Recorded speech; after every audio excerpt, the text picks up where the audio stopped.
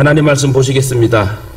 하나님 말씀은 베드로전서 2장 1절로 2절까지 한 목소리로 합독합니다. 자막 준비했으니 베드로전서 2장 1절로 2절 같이 합독합니다. 시작. 그러므로 모든 악독과 모든 기만과 외식과 시기와 모든 비방하는 말을 버리고 갓난 아기들 같이 순전하고 신령한 젖을 사모하라. 이는 그로 말미암아 너희로 구원에 이르도록 자라게 하려 함이라. 아멘. 아시다시피 구원의 복음은 어떠한 대가를 치러서라도 얻어야 합니다. 가장 소중하고 가장 중요한 가치가 되기 때문에. 왜요? 우리가 한 500년, 300년, 200년도 살 수 없는, 잘해야 100살 정도 살 수 있는 연약한 인생이 영원토록 죽지 않고 영생을 누리며 주님을 찬양할 수 있는 구원이라면, 지금에 사는 모든 것 다 통틀어 세상 천지 만물보다 정말 중요한 가치는 구원이다. 여러분 구원 받으셨습니까? 구원 받으셨다면 여러분 확실한 주의 성도들이 될 줄 믿습니다. 그러면 내가 당장 죽어도 천국 갈 수 있습니까? 왜죠? 구원 받았잖아요. 예수님을 인정하십니까? 예수님을 믿으십니까? 예수님이 나를 위해 십자가의 물값을 쏟으시고 나를 살리심을 믿으십니까? 그 예수를 지금 믿고 그 예수를 붙잡고 계십니까? 그러면서 그 예수와 함께 다른, 뭔가 세상 사람과 다른, 불신앙의 사람들과 다른 그런 인생을 살고자 노력하고 계십니까? 그렇다면 여러분 구원받은 확실한 성도입니다. 다른 어떤 것과 비교할 수 없는 절대적인 가치를 갖고 있는 것. 그래서 복음성가에도 나 무엇과도 주님을 바꾸지 않으리. 할렐루야. 나 무엇과도 주님을 바꾸지 않아야 돼요. 어떤 일확천금이 들어와도 로또에 1억이 아니라 100억, 1000억을 당첨될지라도 나를 위해 죽으신 십자가의 물값을 쏟으신 구원의 소중한 가치하고는 바꿀 수 없다. 이처럼 값진 구원이기 때문에 우리는 구원을 빼앗기는 일이 없어야 하고 끝까지 구원을 붙잡고 구원의 삶을 살아가야 됩니다. 사랑하는 가족 여러분, 여러분들은 이 구원의 가치를 얼마나 인정하며 살고 계십니까? 여러분 구원받은 것에 감사하여 기쁨으로 감격에 벅찬 모습으로 살고 있습니까? 아니면 현실과 환경에 직면해서 넘어지고 또 미끄러지고 넘어지고 원망하고 불평하는 그런 믿음 없는 모습으로 살고는 있지 않습니까? 지금 이 순간도 그 소중한 구원의 가치를 여러분 붙잡고 계셔야 됩니다. 또한 구원의 역사를 위하여 어떠한 희생도 감내하면서 신앙을 지켜야 됩니다. 아니면 다른 것들로 인하여 구원의 소중한 가치를 무시하며 살고 있다면 여러분 회개하고 주께로 돌아와야 돼요. 오직 예수, 다른 이름은 없네. 지금 여러분이 추구하는 우선순위가 정말 영혼의 구원의 삶보다 더 가치가 있고 더 소중하며 그걸 추구하고 있다면 여러분 회개하고 와야 돼요. 기독교가 다른 종교와 다른 것은 은혜입니다. 은혜. 항상 사도 바울이 나의 나된 것은 주의 은혜로다.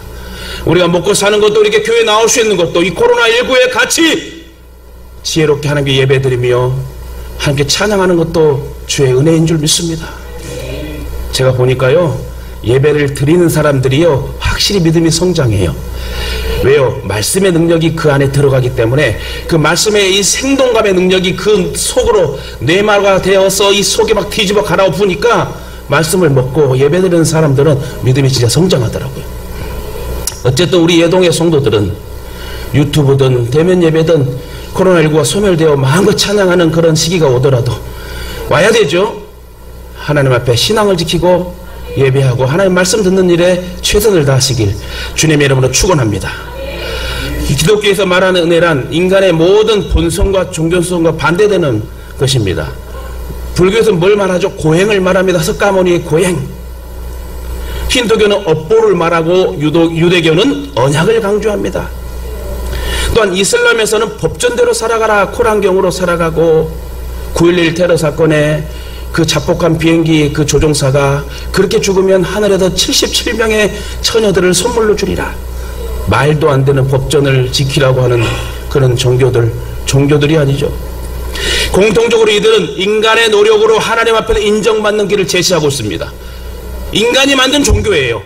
인간이 만들어 그가 교주가 되고 많은 사람들을 현혹하여 지옥 가게 하는 이 나쁜 사람들, 이단의 교주들, 사실 하나님의 사랑을 무조건적으로 받는 것은 우리 기독교밖에 없습니다. 왜요? 신이시면서도 우리를 너무 사랑하여 주셔서 직접 우리를 지옥 가지 않게 하기 위하여 독생자 예수를 찢기시고 물과표를 오락 쏟아하가 채찍으로 살점이 떨어져 나가면서 벌거벗은 수치로 인하여 그 모든 것을 신의 위치에서 참고 인간의 인성의 참 모습으로 우리를 끝까지 살리시고 버티신 사랑의 하나님이 우리 예수님이시다는 거예요. 하나님의 사랑이 값없이 조건 없이 우리를 찾아오고 있고 그 하나님께서 값없이 주시는 무한한 은혜로 우리가 구원을 받았습니다. 그렇게 구원받은 성도들은 사도 베드로가 오늘 뭐라 그래요?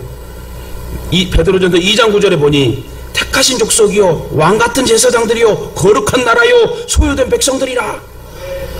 아니 버러지도 못한 벌레만도 못한 우리가 주님의 십자가 사랑으로 말미암아 왕같은 제사장이요 소유된 백성이고 천국의 시민권자로 인정하지 않습니까?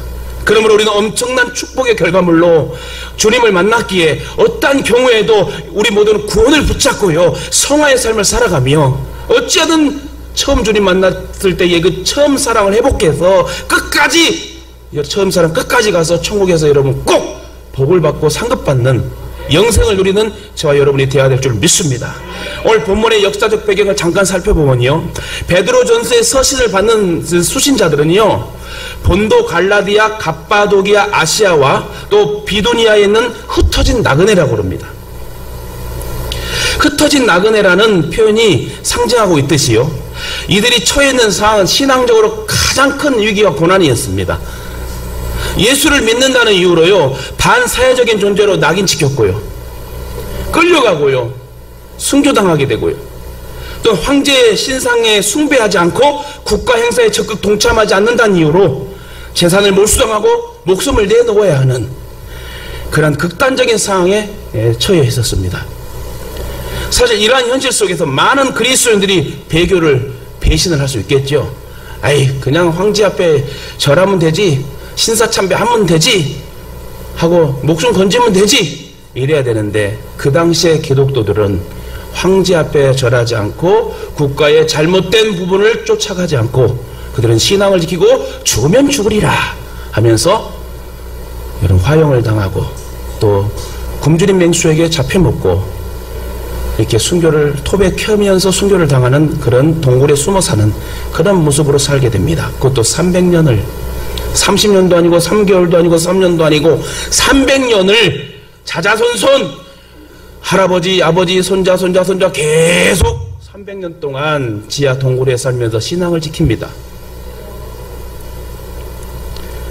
여러분 저는 그리스 로마에 가서 카타콤베라는 것을 갔다 왔다고 여러분에게 말씀드렸습니다.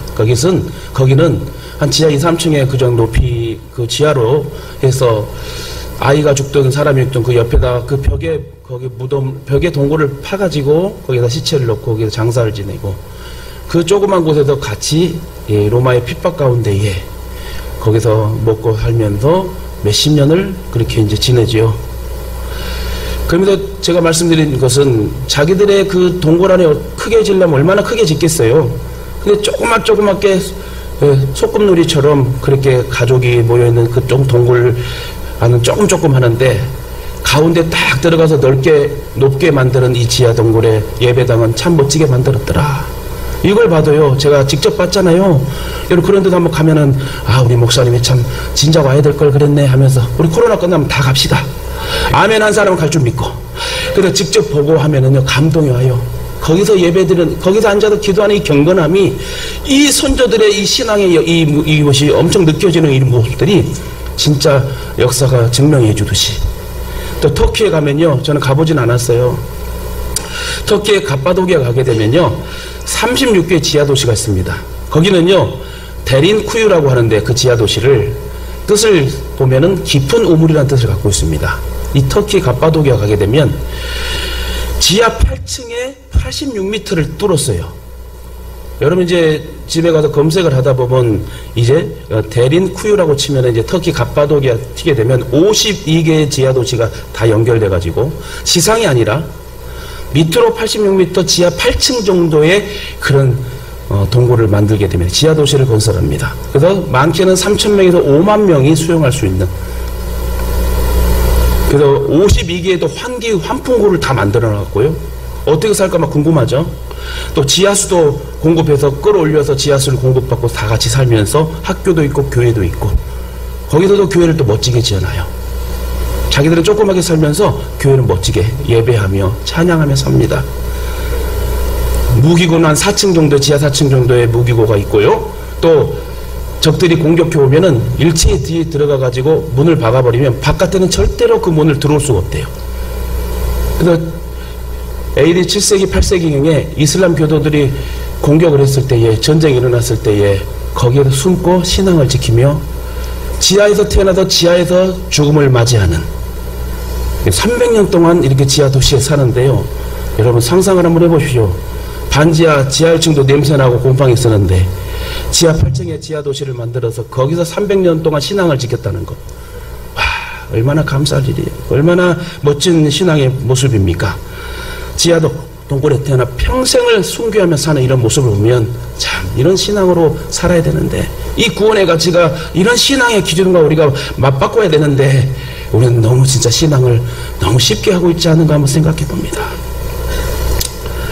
로마의 박해를 피해 모여든 수만 명의 신자들이 땅굴을 파서 숨어 삽니다. 300년간의 긴 세월 동안 지하 도시를 만들어 그곳을 삶의 터전으로 살죠. 이렇게 믿음을 지키며 대대손손 살았던 그리스도인의 신앙이 얼마나 대단한지 보여줍니다. 이런 흩어진 나그네들을 향하여 베드로는 구원에 이르도록 자라가라. 구원받았다고 땡이 아니에요. 구원받았으면 구원의 그 소중한 가치를 이룰 수 있는 말과 행동가들이 되어야 된다는 거예요. 이 말씀은 구원을 절대 놓쳐서는 안 된다는 것입니다. 나중에 구원을 놓쳐버리는 이유는 이단에 빠져버리던가 내가 예수를 부인해버리던가 이래 되면 이제 구원을 놓쳐버리게 되는 거죠. 그래서 신앙생활을 끝까지 잘해서 말씀 붙잡고 마지막 구원의 축복을 누리는 그런 삶으로 살아야 되죠. 우리 인생이 이처럼 예수님을 나의 주님으로 나의 하나님으로 받아들일 때 그 사람은 누구든지 구원받을 수 있다. 예수님을 믿다가 핍박이 오고 박해가 오고 힘들다고 해서 중간에 신앙을 포기하면 안 됩니다. 따라합니다. 신앙을 절대로 포기하지 맙시다. 왜요? 포기하면 지옥이요. 열심히 했다가 여러분 순간 주님을 부인해버리면 우리는 지옥 갈 수밖에 없어요. 마지막 시대는 교회가 주님을 배도한다고 했습니다. 요한계시록에 써있잖아요. 교회가 주님을 배도한다. 앞으로 이렇게 이 유형교회가 갈수록 무형교회로 바뀌어요. 그 말은 이렇게 존재하는 이 건물의 교회가 없어지고 이제는 무형교회 없는, 무슨 말이에요? 그래서 우리 교회도 유튜브를 4년 전부터 준비해가지고 게시를 1년 반 전부터 했잖아요. 앞으로 모이기 더 힘든 시대가 온단 말이에요. 그러나 우리가 지하 도시를 만들든 유튜브 사역을 하든 어떠한 가정이 성전이 되든 거기서 예배를 드리고 신앙을 지킬 때 하나님 지키시지 않겠습니까? 코로나19로 우리가 예배드리지 못하고 대면 예배를 드리면 눈치를 봐야 되고 국가의 조정을 받아야 되는 이 상황 속에서 그럼에도 불구하고 우리가 믿음의 신앙을 지킬 수 있는, 할 수 있거든 예배를 드릴 수 있는 그런 상황으로 만들어 간다면 하나님 예배를 드릴 수 있도록 도와주지 않겠습니까? 두세 사람이 모인 것은 내 이름을 구하면 내가 그들과 함께 하리라 했습니다. 우리라도 회개하고 우리의 죄로 인하여 전염병이 오고 우리의 죄로 인하여 국가와 모든 세계가 지금 위기가 고난이 왔는데 이것은 하나님이 잘못된 게 아니라 우리의 죄 때문에 그런 거예요. 인간의 죄 때문에 그런다는 거예요. 우리라도 회개합시다. 우리라도 회개해서 우리 예수 동행교회가 한국교회를 세우고 전세계 5대 양육들의 주의 살아계심의 능력을, 구원의 역사를 막 선포해야 될 줄 믿습니다. 어떠한 핍박이라도 끝까지 믿음을 붙잡고 믿음의 생활에 힘써야 합니다. 한 번 구원을 받았다고 안심하고 안일하게 있어서는 안 됩니다. 끝까지 구원의 길로 나아가도록 더욱 힘쓰고 애써서 성숙한 신앙인이 돼야 돼. 그래서 베드로는 오늘 본문에 뭐랍니까? 구원에 이르도록 자라야 된다. 본론으로 들어갑니다. 그러면 본론으로 들어가 무조건 구원을 받기 위해 우리가 취할 액션이 뭡니까? 첫째, 과감히 아닌 것은 버려야 돼요. 아닌 것은 과감히 버리자. 따라합시다. 아닌 것은 과감히 버립시다. 베드로전서 오늘 본문 2장 1절에 그러므로 모든 악독과 모든 기만과 외식과 시기와 모든 비방하는 말을 버리라. 사실 우리가 버려야 할 것들을 버리지 못할 때 신앙적으로 성장할 수 없습니다. 오늘 우리 성도들의 문제는 무엇이 없어서가 아니라 아닌 것이 너무 많다. 너무 자아가 강합니다. 너무 교만해서 문제가 생깁니다. 너무 많이 가져서 문제가 생깁니다. 그러기에 우리는 신앙생활에 방해되는 것들을, 아닌 것들은 과감히 버리자. 특히 모든 악독과 모든 기만과 외식과 시기와 모든 방해될 요소들은 과감히 내려놔야 되고 버려야 된다는 것입니다. 염려를 한다 해서 실제로 해결되는 일이 없잖아요. 왜 여러분 염려에 걱정에 보따리를 가지고 들고 다닙니까? 아닌 것은 버려야죠. 누구에게 맡기라고 그러세요? 너희 모든 짐을 누구에게? 주께 맡기라. 너의 모든 행사를 누구에게? 주께 맡기라. 그리하면 그가 이루시고, 그가 누구의? 우리 하나님, 나를 구원하신 예수 그리스도가 이루시고. 하루하루를 걱정 근심으로 산다면 우리의 몸이 상하고 마음에 상처만 남을 것입니다. 그럼에도 불구하고 수많은 사람들이 염려에 허덕이고 있습니다. 성경에서 말하기를 사탄 마귀는요, 온갖 근심과 염려와 불안 속에서 그 영혼이 병들고 타락하여 속히 망하기만을 바라는 존재라고 정의하고 있습니다. 마귀는 인간을 불안하게 하고요, 괴롭게 만들어 실수를 저지르게 합니다. 죄를 짓게 합니다. 또한 술과 향락의 요소로 인하여 사람들이 타락해서 올무에 걸리도록 분주하게 액션을 취하게 합니다. 우리들의 신앙에 의심과 시기와 미움을 집어서 교회에 멀어지게 합니다. 교회로 오려는 그 발길을 오염된 세상으로 가도록 이끌어가는 것이 세상의 마귀의 존재입니다. 여러분 생각해 보십시오. 여러분 마늘 있죠? 마늘. 육종 마늘도 있고 의성 마늘도 있고 많이 있지 않습니까? 육종 마늘이 왜 육족이에요? 딱 한 덩어리를 까면 육족이 나온대. 난 나중에 알았어. 왜 뭔 육족인가? 육족이란 지역인 줄 알았어. 근데 육족 딱 6쪽 나온단 말입니다. 예를 들어서 여러분 한 덩이의 육종 마늘이 좋은 음식이 되려고 하면 반드시 껍질이 벗겨져야 돼요. 여러분 마늘 막 생으로 막 와그작 막 10개씩 먹을 수 있어요? 왜요? 눈물 나고 콧물 나고 혀가 아리고 그러잖아요. 그래서 육종 마늘을 맛있게 음식이 되어 더 건강한 음식이 되게 하려면 먼저 어떻게 해요? 여러분 마늘을 껍질째 드시는 분이 계십니까? 껍질 벗겨요, 안 벗겨요? 껍질 벗깁니다. 그리고 칼에 잘려지든지 강판에 갈리든지 믹서기로 갈리든지, 또한 불에 들어가야 돼요. 끝이 아닙니다. 양파나 고추 혹은 기름 같은 자극적인 것이 자기를 공격해 옵니다. 누구를? 마늘을. 드디어 그리고 손님상에 오릅니다. 여러분 식탁에 오릅니다. 이처럼 고통을 통과하지 않으면 안 된다는 거예요. 이거는 그냥 먹을 수 없습니다. 입에 넣지 못합니다. 그러나 칼을 통과하고 불을 통과하고 소금을 치고 고춧가루가 들어갈 때 마늘은 그 가치가 100배로 상승한다.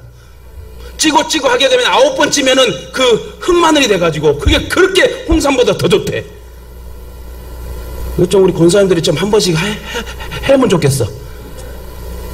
여러분 모든 것이 그렇습니다. 고난을 겪지 않으면 사람은 빛나지 않아요. 고난 뒤에 여러분 축복의 이 해같이 빛나는 결과물이 있다는 거예요. 인생의 참된 의미를 몰라요. 고생은 사서라도 한다란 말이 있어요. 고생한 자가 일찍 철들더라고요. 사실 자신이 아파본 경험이 없는 사람은 다른 사람의 아픔을 이해하지 못해요. 자기가 배고픈 사람은 다른 사람도 배고픈 거를 알고 뭐 해먹을까 하는데 자기가 배부르잖아요. 남 배고픈 거 절대 신경 안 써요. 이처럼 주님께 온전히 나아가려면 쓸데없는 고집과 자존심과 자아를 버리자. 아울러 구원의 길로 가야 할 신앙을 방해하는 모든 요소 아닌 것들은 과감히 버리자. 저와 여러분이 먼저 구원을 받은 백성이기에 아직도 복음을 모르는 이들에게 무조건 구원받을 수 있도록 아닌 것은 과감히 버리시기를 주님의 이름으로 축원합니다. 하나만 더 하고 마칠게요. 우리가 무조건 구원을 받기 위하여 취해야 할 액션이 뭐냐? 적당이란 말에 속지 말자. 따라합니다. 적당이라는 말에 속지 맙시다. 사업을 하는 사람이요, 자기 사업을 적당히 하거나 다른 취미생활에 빠지게 되면 사업의 비전도 그렇고 돈도 잘 안 벌려서 문을 닫거나 파산할 위험성이 생깁니다. 적당히 하니까요. 또한 직장에 다닌 사람이 열심히 일하지 않고 적당히 눈속임을 하며 놀거나 쉬면서 일하게 되면 바로바로 잘리게 됩니다. 운동선수도 훈련이 힘들다고 적당히 하게 되면 실제 경기에 국가대표가 되지 못하죠. 혹시 나가서 뛰게 된다 하더라도 처참한 패배를 맛보게 되는 것입니다. 결국 무엇이든지 적당히 대충 하는 것은 기쁨과 보람을 느끼지 못하는 정도가 아니라 자신에게 큰 피해를 끼치는 요소가 된다. 이 원리는 신앙생활에도 똑같이 적용됩니다. 적당히 신앙하라는 타협의 말. 그래도 열심히 해야 될 주님의 일도 마귀가 조종해버리면 염려와 걱정 속에 걱정을 하고 대충 넘어갑니다. 타협하게 됩니다. 여기서 염려라는 말이 뭐라고 그랬어요? 마음을 나누다. 마음이 나뉜다는 뜻이 염려래요. 한 가지 마음을 가져야 돼요. 근데 그 마음에 마귀가 조종해버리면 근심과 염려가 생겨서 마음이 나뉘게 되면 이걸 할까 저걸 할까 이따가 할까 저따가 할까 이런 식으로 마음이 나눠 염려 걱정이 됩니다. 생각이 나누이게 되고요. 감정이 나누이게 되고요. 판단이 나누어져 무엇을 결정하지 못하는 결정장애의 삶을 살 수 있습니다. 그래서 야고보 1장 8절에 말하기를 마음이 나누인 두 사람의 상태를 뭐라 합니까? 두 마음을 품어 모든 일에 정함이 없는 자로다 정의합니다. 우리가 대적해야 하는 마귀의 첫 번째 유혹은요, 선악과를 따먹으라는 것이었습니다. 야, 따먹어봐. 안 죽어. 너희 눈이 더 밝아져서 하나님 앞에 더 나아갈 수 있을 거야. 하나님보다 더 높아질 수 있을 거야. 그래서 그 하나님이 따먹지 못하게 한 거야. 전에는 그런 게 없었잖아요. 전혀 상관없이 살았다가 마귀의 유혹에 확 걸려들어 보니 절대 따먹지 말라는 선악의 열매를 따먹게 됩니다. 이건 불순종의 유혹에 빠진 겁니다. 하나님의 말씀은 그렇지만 꼭 그대로 살 필요가 없어. 적당히 믿어도 돼. 기도를 꼭 할 필요가 있겠어? 야, 코로나인데 무슨 성전에 와서 기도를 하냐. 집에서 한 5분만 하고 자빠져 자면 되지.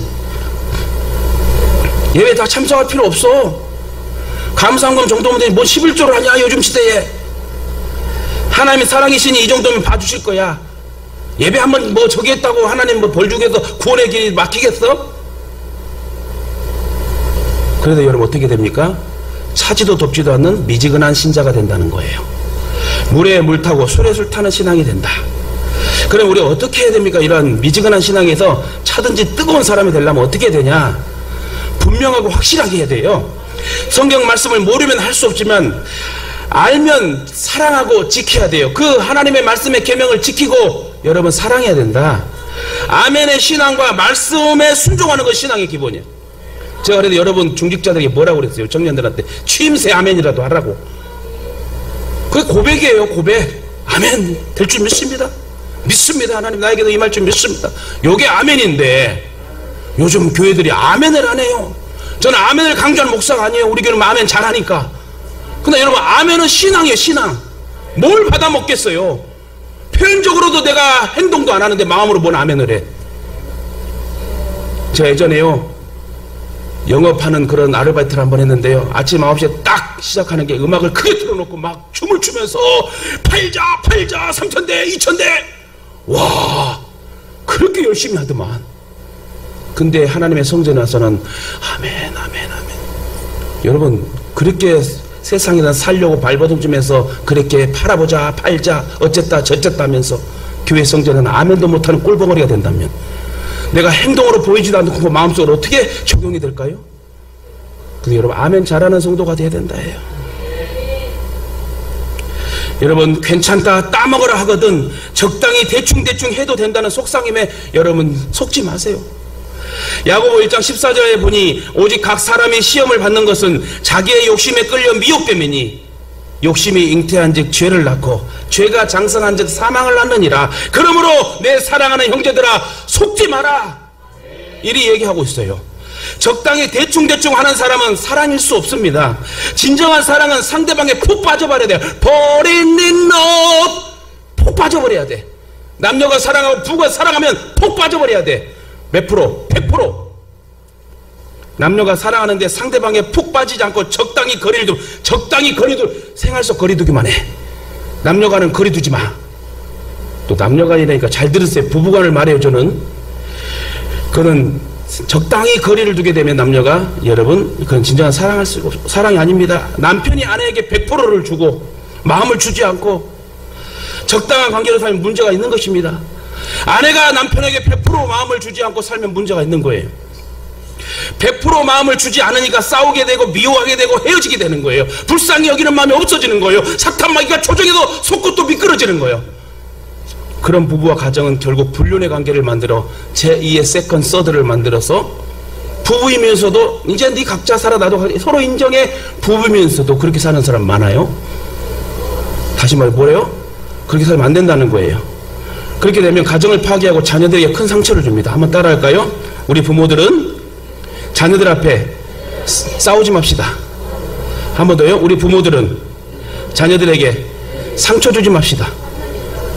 우리 부모님들이요, 이게 이제 나이가 이제 들다 보면 사람이요, 이제 판단력이 흐려지고 조금 이제 막 갱년기 막 청소년기가 아니구나, 갱년기가 오고 또 노년기가 오게 되면 이제 막 화가 왔다 갔다 막 하는 상황이 되는 것 같아. 그러면은 그냥 막 자녀들에게나 뭐 사람들에게 이렇게 생각이 없이 말할 때가 있어요. 본은 아닌데 생각 없이 말할 때 그 생각 없이 던져진 말에 자녀들이 또 상처가 되고 사람들이 상처가 될 수 있는 거예요. 그래서 이번 명절 때 모이면요, 자녀들에게 여러분 잘 해보세요. 야, 정말 보고 싶었다. 그러니까 3남매를 뒀으면 첫째한테 가서 야, 난 네가 제일 좋아야? 네가 제일 좋아. 둘째한테 야, 너 둘째라 네가 제일 고생해서 난 네가 제일 좋은 거 알아 몰라. 셋째 막내한테 야, 첫째 둘째 필요 없더라. 막내가 최고더라. 여러분들 각방에 데려가가지고 이렇게 막 쏙닥쏙닥 해봐요. 너밖에 없더라. 내가 너 낳을 때 얼마나 행복했는지 아냐 하면서 그렇게 해봐요. 그러면 용돈이 올라갈 거야 아마. 이렇게 여러분 사랑의 말을 하자는 얘기예요. 신앙생활에서 가장 중요한 것이 십자가 사랑입니다. 십자가 사랑은 수직적 수평적 사랑을 의미해요. 위로는 하나님 사랑, 옆으로는 이웃 사랑. 예수 그리스도를 믿는다는 것은 그분을 사랑해서 그분께 푹 빠지는 말이에요. 2% 부족한 것도 아니고 100% 주님 앞에 푹 빠져버려야 된다. 푹 빠져버리면 어떤 병이 생기냐? 상사병이 생겨. 상사병. 주님을 사랑하기 때문에 내 시간과 에너지와 돈까지 써가며 액션을 취하게 됩니다. 주님이 원하시는 예배, 찬양, 헌금, 기도, 말씀, 봉사, 전도, 선교 등을 할 수 있다는 거예요. 이처럼 자신의 모든 걸 온전히 주님께 드리며 나아갈 때 거기에 참 기쁨이 있고 감격이 있습니다. 아파도 주님 전에 온다니까요. 왜? 주님을 사랑하니까. 이까지 아픈 것은 아무것도 아니야 하면서 내가 주님 더 사랑하니까. 여러분 남녀들 어때요? 정말 내가 남친을 좋아하고 여친을 정말 사랑한다. 앞으로 결혼할 사이다. 그럼 여러분 아픔이 중요한 게 아니라 그렇게 보고 싶은 거야. 마찬가지 교회도요. 주님을 사랑한다면 아픔이 중요한 게 아니야. 아파도 교회에서 아프자. 이렇게 오는 게 진정한 사랑인 것 같아요. 폭 빠져버려야 돼. 폭 빠지지 못하니까 예배를 타협하고 모든 믿음의 행동들을 타협하게 되는 거죠. 이처럼 자신의 모든 것을 온전히 주님께 드리며 나아갈 때 거기에 참 기쁨이 있고 우리의 삶 속에 감격의 기쁨이 있는 것입니다. 적당히 하려는 태도에 대해 주님은 무서운 경고의 말씀을 하셨는데요. 요한계시록 3장 15절 1이 말씀하셨습니다. 나는 너의 행위를 안다. 너는 차지도 않고 뜨겁지도 않다. 너가 차든지 뜨겁지 하면 좋겠다. 뜨겁든지 하면 좋겠다. 너가 이렇게 미지근하여 뜨겁지도 않고 차지도 않으니 나는 너를 내 입에서 뱉어버리겠다. 이 말씀은 7교회에 보낸 편지들 중 라오디아 교회에 보낸 편지입니다. 라오디게아 지역에는요 온천이 많았습니다. 특히 그 온천물이 강물질이 많이 포함되어 있어요. 오색 그린야드 그 오색 약수나 또 어디 있죠?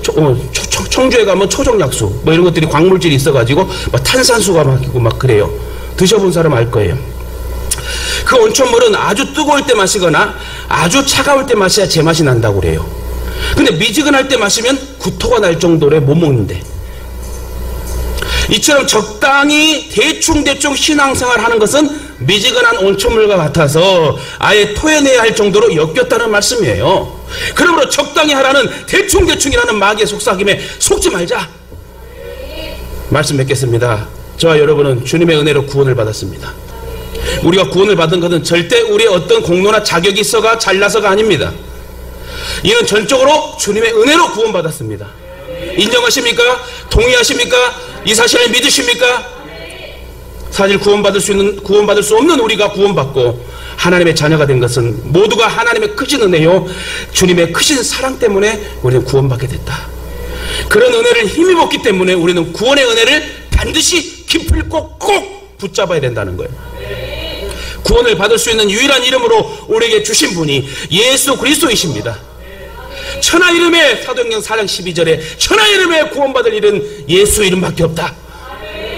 그러므로 믿으면 구원받을 수 있는 구원의 유일한 길이신 주님이기에 주님을 믿지 않으면 구원을 받을 수 없다는 얘기겠죠.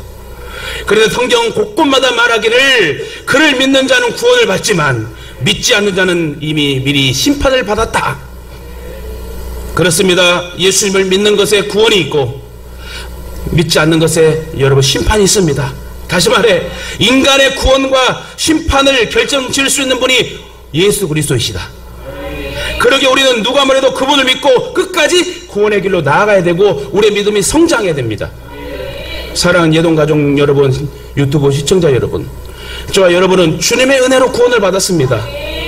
절대 우리의 노력으로 구원받을 수 없는 부족하고 연약한 우리를, 벌레만도 못한 우리를 하나님의 은혜로 구원을 받게 하셨습니다.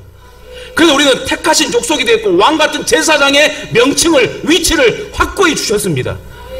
이런 예수님을 우리가 어떻게 떠날 수 있고 이 피로 값주어 머리 대신 이 교회를 어떻게 떠날 수 있고 어떻게 함부로 할 수 있고 대충 적당히 할 수 있겠습니까? 그러므로 우리는 어떠한 상황에도 끝까지 주님을 붙잡고 믿음의 성장을 이루는 축복의 성도들 되길 주님의 이름으로 축원합니다. 오늘 말씀의 제목처럼 저와 여러분이 먼저 누가 뭐래도 무조건 구원을 받았으니 날 구원해 주신 예수님께 날마다 찬양하며 평생을 감사하며 사시길 바랍니다. 아울러 이번 추석 명절 때에 내 사랑하는 부모, 형제, 자녀에게 무조건 구원받을 수 있도록 기쁨의 소식 복음을 담대히 전하시는 용사들이 되시길 다시금 주님의 이름으로 축원합니다.